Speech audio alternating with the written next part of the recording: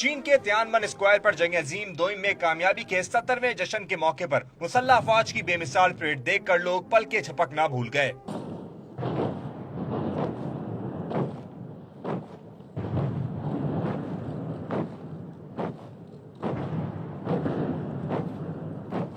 मिसाली नज़्म ज़ब्त का मुजाहिरा करती इस परेड के लिए एहलकारों ने 3 माह प्रैक्टिस की।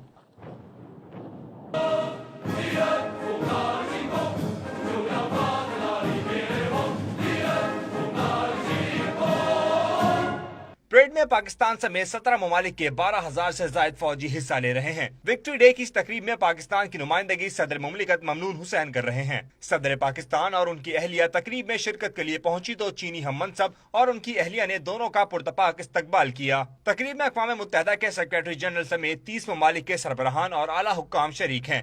चीनी मीडिया के मुताबिक 80% से ज्यादा हथियार पहली बार नुमाइश के लिए पेश किए जा रहे हैं। दूसरी जंग अजीम में चीन ने जापान को शिकस्त दी थी। जंग अजीम दोइम के दौरान 5 करोड़ अफराद हलाक हुए थे।